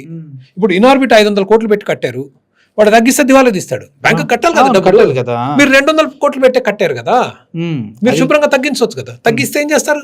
ఇట్ వస్తుంది. That is what I'm saying. Any business sir, మీరు ఎనీ బిజినెస్ మీకు ఖర్చు అవుద్ది, అవతలకి ఖర్చు అవుద్ది. మీ ఖర్చు తగ్గితే మీకు ప్రభుత్వం సాయం చేసి మీకు తగ్గిస్తే వాడు పోటీ పడలేడు. అవును, అదే జరుగుతుంది. Only thing. And this is what is happening. And the scale of these ఈ కరప్షన్ స్కేల్ చూస్తే మైండ్ తిరిగిపోతుంది. 69,000 కోట్లు అంటే by American standards this is very high. And this is the government order. ఇదేదో నేను చెప్పేది ఇట్స్ గవర్నమెంట్ ఆర్డర్. విద్యుత్ 4 రూపాయల యూనిట్. ఇప్పుడు అందరికి 14 రూపాయల యూనిట్ అండి, మీకు 4 రూపాయలకి ఇస్తా అంటున్నాడు. 5 ఏళ్ళు 6 ఏళ్ళు, దాని తర్వాత 4.5. Same thing sir. Data center గురించి మీ ఒపీనియన్ ఏంటి? దానికి కూడా మంచి ప్రశ్న. Data center any business I wholeheartedly support అండి. I'm for businesses. Data center announce చేయను, ఎక్సలెంట్, మంచి విషయం. ఓకే, డేటా సెంటర్లో చాలా ఉద్యోగాలు రావు, ఎన్నో కొన్ని వస్తాయి, రానివ్వండి. కాకపోతే వాళ్ళ విద్యుత్ వాళ్ళు ఉత్పత్తి చేసుకొని మార్కెట్ ధరలో కొనుక్కొని వాళ్ళ నీళ్లు సముద్రం నుంచి నీళ్లు తెచ్చి శుభ్రం చేసుకొని పర్యావరణానికి ఇతరికి ఇబ్బందులు రాకపోతే ఐ హ్యావ్ నో ప్రాబ్లమ్స్. మంచిది, గ్రేట్. నౌ బట్ ఒప్పందం ఏముందో నాకు ఎట్లా తెలుసు? ఇప్పుడు నువ్వు సమర్థించావు, ప్లేట్ ఫిరాయించావు అంటే నాకు రేపు ఒప్పందం వచ్చింది, వాడు 50,000 కోట్లు ఇస్తున్నారు అనుకోండి, ఇప్పుడు సమర్థించంటే I cannot do it in my good conscience. You know what I'm saying. అది. సో ఈ ప్రభుత్వాలు ఏంటంటే మొత్తం దాచిపెడతాయి, ప్రజల ముందు ఏవి పెట్టరు, దొంగచాటుగా ఒప్పందాలు చేసుకుంటారు, ఎప్పుడో 2 ఏళ్ల తర్వాత రిలీజ్ చేస్తారు, ఈ లోపు అందరు మర్చిపోయి వెళ్ళిపోతారు. ఈ 78 సంవత్సరాల స్వతంత్ర భారతంలో మీరు మీ ప్రయత్నంగా మీ వాయిస్ వినిపించుకుంటూ వెళ్తున్నారు. మీరు ఎప్పుడన్నా మన్యం ప్రాంతాలకి, అడవి గిరిజనులు ఉన్న ప్రాంతాలకి ఎప్పుడన్నా వెళ్ళారు? Yes, I did. పుస్తకం రాసేటప్పుడు వెళ్ళాను. వెళ్ళినప్పుడు అక్కడ వసతులు కానీ, వారికి మినిమంగా రోడ్లు, తినడానికి తిండి, స్వచ్ఛమైన నీరు కూడా అందించలేని ఈ ప్రభుత్వాలు బయటకు వచ్చి అన్నీ చేస్తాం, ఉచితాలు అన్నీ ఇస్తాం అన్నప్పుడు ఎలా అనిపిస్తుంది మీకు? దుర్భరమైన పరిస్థితులు. I had a good friend. ఆ భద్రాచలం వైపు అక్కడున్న అడవులకు వెళ్ళాను. సార్ వన్ థింగ్ అండి, కొండ జాతులు, especially hill tribes, there is a huge problem between hill tribes and nomadic tribes. Hill tribes అంటే అడవుల్లో ఉండే జాతులు. దెన్ నోమాడిక్ ట్రైబ్స్ సార్ మన లంబాడాలు, వీళ్ళందరూ కలిపేశారు, 2 కలిపేశారు. మన నాయకులు చేసే పరిస్థితులు ఎట్లుంటాయంటే భయంకరం. They are both are ST, వీళ్ళు నొమాడిక్. నొమాడిక్ అంటే యాక్చువల్లీ అసలు ఎక్కడ ఉండరు ఒక దగ్గర, దే కీప్ ఆన్ మూవింగ్. అన్ని పోయాయి అనుకోండి, అది వేరే విషయం. But historical I'm telling you, nomads are సంచార జాతులు, అయ్యో కొండ జాతులు. ఇద్దరిని కలిపితే వీళ్ళు పోయి అక్కడ వ్యవసాయం చేయటం కొండల్లో, వాళ్ళకి ఫ్రిక్షన్ ఇప్పుడు. Anyway, that's besides the point. Murali గారు, సర్వరోగ నివారిణి ఆర్థిక ప్రగతి ప్రపంచంలో అభివృద్ధి చెందిన దేశాల్లో, యూరోపియన్ దేశాల్లో కానీ అమెరికాలో కానీ ఎక్కడైనా కూడా ఎక్కడున్నాయి కొండ జాతులు, అడవుల్లో కొండల్లో ఉండేవాళ్ళు? I don't want these people. అంటే నా వ్యక్తిగత అభిప్రాయం, నాగరిక సమాజం వచ్చేసింది, కొండల్లో అడవుల్లో ఉండాల్సిన రోజులు కావివి. ఎందుకుంటున్నారంటే గత్యంతరం లేక, ఉపాధి లేక, బ్రతికే వాతావరణం లేక, అవకాశాలు లేక. And we have created that situation, we have created that system. మనం సృష్టించాం ఆ వ్యవస్థని. అది మార్చుకొని ఇప్పుడు మీరు కొండ జాతుల గురించి మాట్లాడుతున్నారు, అడవుల గురించి మాట్లాడుతున్నారు. పల్లెటూర్లలో మాత్రం అంత గొప్పగా ఉందా life? It is equally bad. నేను 12 ఏళ్ళుగా మా గ్రామంలో వ్యవసాయం చేస్తున్నాను. It is equally bad. అదేం పెద్ద చాలా గొప్పగా ఏం లేదు. అసలు వ్యవసాయం ఎందుకు చేస్తారో నేను వ్యవసాయం చేస్తూ చెప్తాను. వ్యవసాయం ఎందుకు చేస్తున్నారో నాకు అర్థం కాదు. అసలు ఎన్ని రిస్కులు అండి. విత్తనం సరిగ్గా ఉందో లేదో మన చేతిలో ఉండదు, వేసి అది పెరిగేదాకా, దిగుబడి వచ్చేదాకా. మోసపోయామా ఏంటి మనకేం తెలియదు. వర్షం మన చేతిలో లేదు, వాటర్ మన చేతిలో లేదు. సరే, ఈ మధ్య కొంచెం కరెంట్ బెటర్ అయింది, పాత్రలో కరెంట్ కూడా మన చేతిలో లేదు. ఎప్పుడు వరదలు వస్తాయో, ఎప్పుడు ఏమొస్తాయో, ఇన్ని రిస్కులు తీసుకొని అసలు ఎవడన్నా వ్యాపారం చేస్తాడా? ఎందుకు చేస్తున్నారు వ్యవసాయం? గత్యంతరం లేక. యూ డోంట్ హ్యావ్ ఎ ఇప్పుడు అమెరికాలో అండి కేవలం 150 సంవత్సరాల క్రితం 80% of the work force is farming. 80% మంది వ్యవసాయం, ఇంక వేరే జీవనోపాధి లేదు. ఈరోజు 1%. 80% వ్యవసాయం చేసేటప్పటికంటే ఇప్పుడు ఎక్కువ ఉత్పత్తి చేస్తున్నారు 1% తోటి. మీరు 1000 ఎకరాలు ఉంటే వాడికి తిండి వెళ్ళదు. అమెరికాలో 1000 ఎకరాలు ఉంటే మీకు తిండికి వెళ్ళదు, మీకు గవర్నమెంట్ సబ్సిడీలు కావాలంటారు. That is how difficult agriculture is. So బీదరికం అనేది ట్రైబ్స్లో ఉంది, విలేజెస్లో ఉంది, దళితుల్లో ఉంది ప్రత్యేకంగా. వీటన్నిటి కారణం మన విధానాలు. ఆర్థికంగా ఎదగటం అనేది సర్వరోగ నివారిణి, double digit growth. And that double digit growth is only possible through economic liberalisation. సరళీకృత ఆర్థిక విధానాలు, సర్వరోగ నివారణ. అన్ని క్యాన్సర్లకి అదే పరిష్కారం. మీరు అనుకున్నట్టు కమ్యూనిటీ మార్కెటింగ్ సిస్టమ్ ఏదో చెప్పారు, దాని ద్వారా రైతులు పండించినప్పుడే ముందుగానే రేట్ ఫిక్స్ చేసుకుని కొంటే దాని ద్వారా అవుతుంది అనేసి నేను కేవలం అది ఎంఆర్పి మద్దతు ధరకు వ్యతిరేకంగా చేసిన వీడియోలో నేను చెప్పిన పరిష్కారం అది. ఇది ప్రపంచవ్యాప్తంగా అందరికీ ఉంది. ఇప్పుడు మురళి గారు, మనకు టమాటా ధరలు విపరీతంగా పైకి కిందికి అవుతున్నాయి. మీకు వేసే రోజే అమ్మే ధర తెలిస్తే హ్యాపీగా, వెరీ హ్యాపీ, రైట్? వేసే రోజే అమ్మే ధర తెలిస్తే యుల్ బి వెరీ హ్యాపీ. ఈ ధర నాకు గిట్టుబాటు అవుతుందా లేదా అని చూసుకొని మీరు వేస్తారు. కమోడిటీ మార్కెట్ ఏం చేస్తుందంటే, మీలాంటి వాళ్ళందరూ టమాటా పండించే రైతులందరూ టమాటా క్రెడిట్స్ కొనగానే మీకు తెలిసిపోతుంది ఎంతమంది రైతులు వేస్తున్నారని. ఇంకా వేస్తా పోతుంటే ధర తగ్గుతా పోతుంది. ధర తగ్గుతుంటే మీరు మానేస్తారు, ఆపేస్తారు. మీరు మద్దతు ధర ఇస్తే ఏమవుతుంది తెలుసా అండి? అడ్డగోలుగా పెంచేస్తారు. ఇప్పుడు వరి విషయంలో అదే అవుతుంది. వరి మద్దతు ధర అంటే అన్ని మా దగ్గరకు వస్తే నల్గొండలో మీరు ఆశ్చర్యపోతారు, కోస్తా జిల్లాలు పనికిరావు, విపరీతం వరి. ఏంటంటే గవర్నమెంట్ కొంటుంది, అది గవర్నమెంట్ కొని మొత్తం మురగబెట్టేస్తారు. లక్షల టన్నులు ఎలుకలు తిని మురిగిపోయి అసలు అరాచకం వస్తుంది. అది మళ్ళీ మనకు వివరాలు కూడా తెరవు మొత్తం పూర్తిగా అసలు ఎంత సరైన పద్ధతిలో. But commodity market will give you that visibility. కానీ ప్రభుత్వం నిషేధిస్తుంది. ఏంటంటే ఇది గ్యాంబ్లింగ్, వీళ్ళందరూ గ్యాంబ్లింగ్ చేస్తున్నారు. నేను ఇప్పుడు రైతుకి మద్దతు ధర వస్తుంది, కొన్నోడు ఏం చేసుకుంటాడో వాడి ఇష్టం. అదొక పరిష్కారం మాత్రమే. But the broader point is కొండ జాతులు కానివ్వండి, నొమాడిక్ ట్రైబ్స్ కానివ్వండి, గ్రామాల్లో ఉండే ప్రజలు కానివ్వండి, అందరి సమస్యలకి మూలం ఆర్థిక వెనుకబాటుతనం. మన విధానాలు మన ఆర్థిక వెనుకబాటు కారణం. పాత్రలో లేని సింగపూర్ మన కాలనీతో సమానం పొప్పు అనేవాళ్ళు. మరి చైనా, దేవుడు అదృష్టం ఈరోజు చైనా ఉంది కాబట్టి ఈ మాత్రం నేను వాదించగలుగుతున్నాను. మీరు నన్ను కూడా బతకనిచ్చేవాళ్ళు కాదు. లేకపోతే అది ఈరోజు చైనా ఉంది కాబట్టి నేను కాస్త గట్టిగా మాట్లాడగలుగుతున్నాను. మంచి చెడు వాళ్ళు అంత అభివృద్ధి చెందారు. But now I can say మనకంటే పెద్ద దేశం వాళ్ళకి అయినప్పుడు మనం ఎందుకు కాలేమని 3.5 కోట్ల ప్రభుత్వ ఉద్యోగులు తీసేశారండి చైనాలో. And that is what it takes. Bold reform, సంస్కరణలు తీసుకొస్తే కానీ మన దేశం, మన రాష్ట్రాలు అభివృద్ధి చెందారు. మీరు మీ వీడియోస్ అన్నీ చూసిన తర్వాత కొన్ని దగ్గర మాట్లాడినప్పుడు నాకు అనిపించింది ఏంటంటే, వన్ సైడెడ్ ఉన్నారు. లేదంటే ఇంకోటి సార్ దట్ ఇప్పుడు మీతో నేను మాట్లాడిన తర్వాత నిజంగా సార్ మీరు చెప్పినయన్నీ వాస్తవాలు. ఇప్పుడు కూడా డీఏలు, టీఏలు ఇవ్వట్లేదు మాకనేసి స్కూల్ టీచర్స్ గొడవ చేస్తూ ఉన్నారు. లక్షల్లో జీతాలు తీసుకుంటూ. తినడానికి తిండి లేక రోడ్డు మీద ఎంతోమంది రోజుకి 400 కష్టపడుతున్నారు. మీరన్నట్టుగానే ఆర్థిక స్వేచ్ఛ రావాలి. అట్ ద సేమ్ టైమ్ మీరు ఇంకో విషయం నాకు బాగా అర్థమైంది ఎక్కడంటే, లూలు మాల్ విషయంలో మీరు మాట్లాడింది కానీ, ఇప్పుడు షిరిడి సాయికి అని ఇవన్నీ మీరు రీసెర్చ్ పేపర్స్ ముందు పెట్టినప్పుడు నేను ఒకదాన్ని అడిగాను లోన్ అడిగి. ఇవన్నీ చూపించవలసిన అవసరం లేదు నాకు.